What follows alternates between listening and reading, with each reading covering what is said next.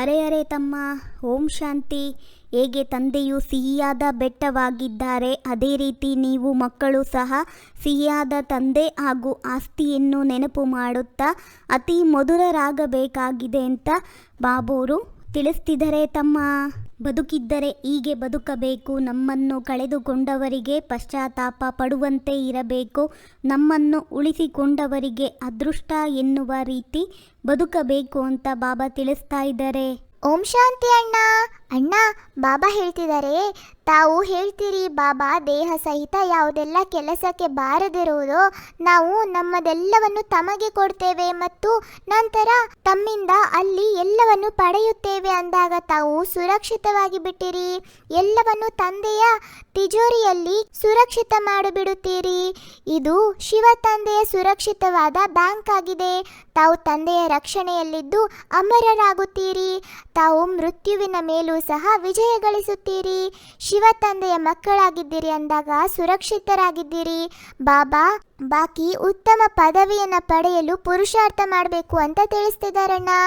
ಅಣ್ಣ, ಬಾಬಾ ಹೇಳ್ತಿದ್ದಾರೆ, ತಂದೆಯು ಮಕ್ಕಳಿಗೆ ಹೇಳ್ತಾರೆ, ಮಧುರ ಮಕ್ಕಳೇ, ತಮ್ಮ ಭವಿಷ್ಯದ ಪುರುಷೋತ್ತಮ ಮುಖವನ್ನು ನೋಡ್ತೀರಾ, ಪುರುಷೋತ್ತಮ ವಸ್ತ್ರವನ್ನು ನೋಡ್ತೀರಾ. ನಾವು ಹೊಸ ಭವಿಷ್ಯ ಸತ್ಯುಗಿ ಪ್ರಪಂಚದಲ್ಲಿ ಇವರ ಲಕ್ಷ್ಮೀನಾರಾಯಣರ ವಂಶಾವಳಿಯಾಗುತ್ತೇವೆ, ಅಂದರೆ ಸುಖಧಾಮದಲ್ಲಿ ಹೋಗುತ್ತೇವೆ ಅಥವಾ ಪುರುಷೋತ್ತಮರಾಗುತ್ತೇವೆ ಎಂಬುದು ಅರ್ಥವಾಗುತ್ತೆ.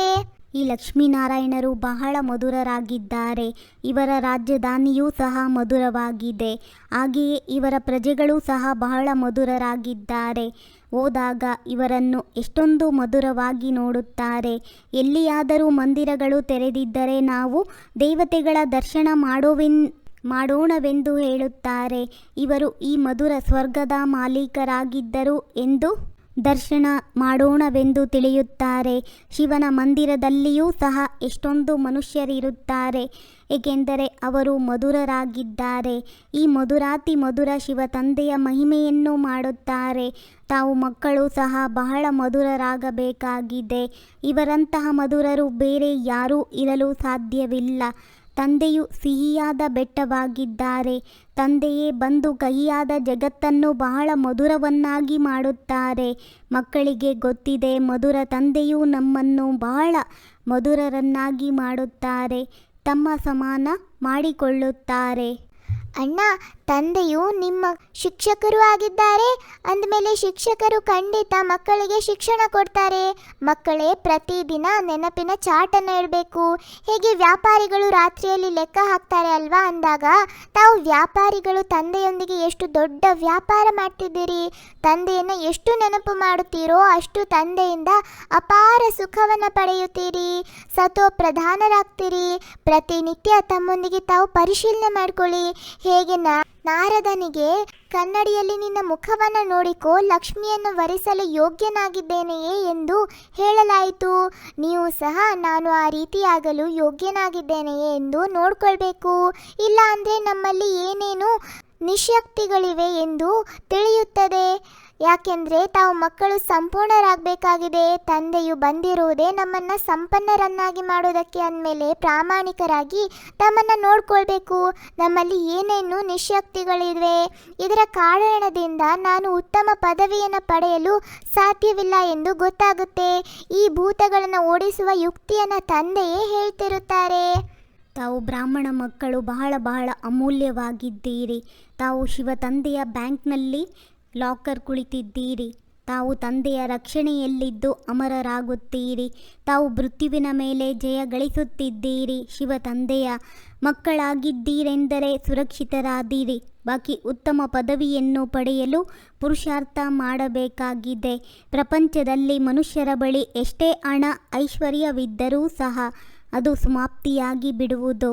ಏನೂ ತಿಳಿದಿಲ್ಲ. ತಾವು ಮಕ್ಕಳ ಬಳಿ ಈಗ ಏನೂ ಇಲ್ಲ, ಈ ದೇಹವೂ ಸಹ ಇಲ್ಲ. ಇದನ್ನೂ ಸಹ ತಂದೆಗೆ ಕೊಟ್ಟಿಬಿಡಿ.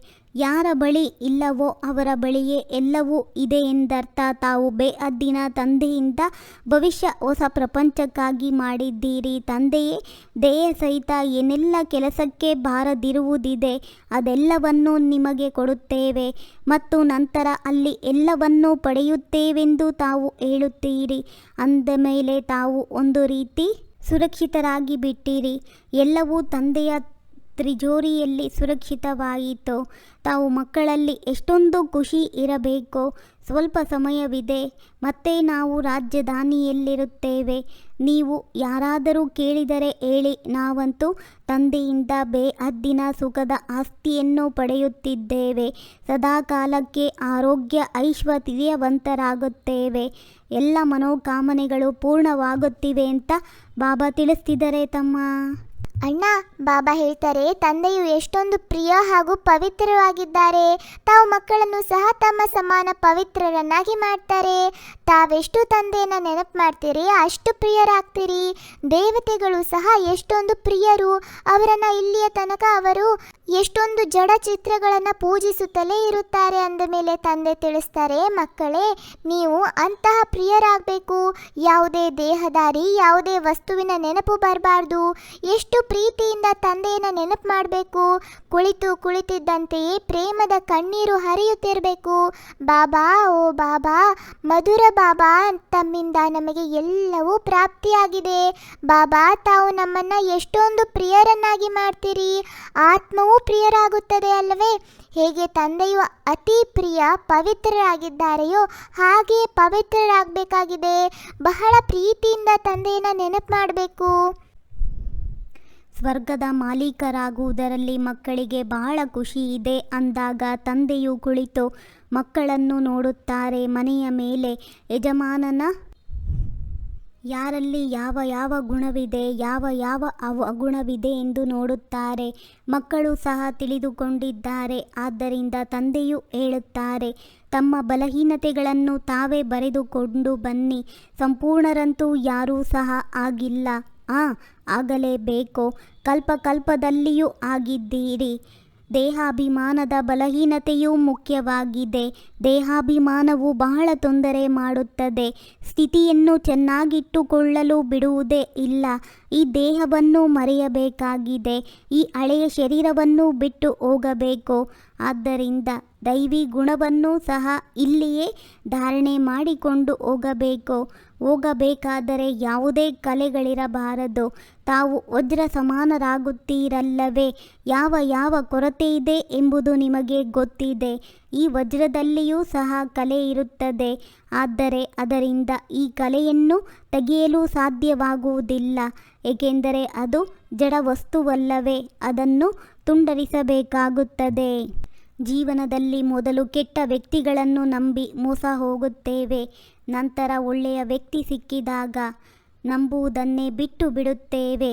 ಅಣ್ಣ, ಬಾಬಾ ನಮಗೆಲ್ಲ ಧಾರಣೆಗಾಗಿ ಹೇಳ್ತಿದ್ದಾರೆ. ಎಷ್ಟು ಸಾಧ್ಯವೋ ಅಷ್ಟು ಅಂತರ್ಮುಖಿಗಳಾಗಿ ಶಾಂತಿಯಲ್ಲಿರಬೇಕು. ಹೆಚ್ಚು ಮಾತನಾಡಬಾರ್ದು, ಅಶಾಂತಿಯನ್ನು ಹರಡಬಾರ್ದು. ಬಹಳ ಮಧುರವಾಗಿ ಮಾತನಾಡಬೇಕು. ಯಾರಿಗೂ ದುಃಖ ಕೊಡಬಾರ್ದು, ಕ್ರೋಧ ಮಾಡಬಾರ್ದು. ಬಹಿರ್ಮುಖಿಗಳಾಗಿ ಬುದ್ಧಿಗೆ ಪೆಟ್ಟು ಕೊಡಬಾರ್ದು. ಸಂಪೂರ್ಣ ಸರಿಯಾಗಲು ಪ್ರಾಮಾಣಿಕರಾಗಿ ತಮ್ಮನ್ನು ಪರಿಶೀಲನೆ ಮಾಡಿಕೊಳ್ಬೇಕು. ನನ್ನಲ್ಲಿ ಯಾವ ಯಾವ ಕೊರತೆ ಇದೆ, ಸಾಕ್ಷಿಯಾಗಿ ತಮ್ಮ ನಡವಳಿಕೆಯನ್ನು ನೋಡ್ಕೊಳ್ಬೇಕು. ಭೂತಗಳನ್ನು ಓಡಿಸುವ ಯುಕ್ತಿಗಳನ್ನು ರಚಿಸಬೇಕು. ವರದಾನ: ಪ್ರಕೃತಿಯ ಮೂಲಕ ಬರುವಂತಹ ಪರಿಸ್ಥಿತಿಗಳ ಮೇಲೆ ವಿಜಯ ಪ್ರಾಪ್ತಿ ಮಾಡಿಕೊಳ್ಳುವಂತಹ ಪುರುಷೋತ್ತಮ ಆತ್ಮಭವ. ಬ್ರಾಹ್ಮಣ ಆತ್ಮರು ಪುರುಷೋತ್ತಮ ಆತ್ಮರಾಗಿದ್ದಾರೆ. ಪ್ರಕೃತಿ ಪುರುಷೋತ್ತಮ ಆತ್ಮರ ದಾಸಿಯಾಗಿದೆ. ಪುರುಷೋತ್ತಮ ಆತ್ಮಗಳನ್ನು ಪ್ರಕೃತಿ ಪ್ರಭಾವಿತ ಮಾಡಲು ಸಾಧ್ಯವಿಲ್ಲ. ಆದ್ದರಿಂದ ಪ್ರಕೃತಿಯ ಹಲ್ಚಲ್ ತನ್ನ ಕಡೆ ಆಕರ್ಷಿತ ಮಾಡುತ್ತಿಲ್ಲ ತಾನೆ ಎಂದು ಚೆಕ್ ಮಾಡಿಕೊಳ್ಳಿ. ಪ್ರಕೃತಿ ಸಾಧನಗಳ ಮತ್ತು ಪರಿಹಾರಗಳ ರೂಪದಲ್ಲಿ ಪ್ರಭಾವಿತ ಮಾಡುತ್ತಿಲ್ಲ ತಾನೆ. ಯೋಗಿ ಅಥವಾ ಪ್ರಯೋಗಿ ಆತ್ಮರ ಸಾಧನೆಯ ಮುಂದೆ ಸಾಧನಗಳು ಸ್ವತಃವಾಗಿ ಬರುವುದು. ಸಾಧನೆಗೆ ಆಧಾರವಲ್ಲ, ಆದರೆ ಸಾಧನೆಗಳನ್ನು ಆಧಾರವನ್ನಾಗಿ ಮಾಡಿಕೊಂಡು ಬಿಡುವುದು. ಜ್ಞಾನದ ಅರ್ಥವಾಗಿದೆ. ಅನುಭವ ಮಾಡುವುದು ಮತ್ತು ಬೇರೆಯವರನ್ನು ಅನುಭವಿಗಳನ್ನಾಗಿ ಮಾಡುವುದು. ನಾನು ಅಂದ್ಕೊಳ್ತೀನಿ ಈ ಅಣ್ಣ ತಮ್ಮರ ವಾರ್ತಾಲಾಪ ಇಷ್ಟ ಆಗ್ತಾ ಇದೆ. ಲೈಕ್ ಮಾಡಿ, ಶೇರ್ ಮಾಡಿ, ಸಬ್ಸ್ಕ್ರೈಬ್ ಆಗೋದನ್ನು ಖಂಡಿತ ಮರಿಬೇಡಿ. ಓಂ ಶಾಂತಿ.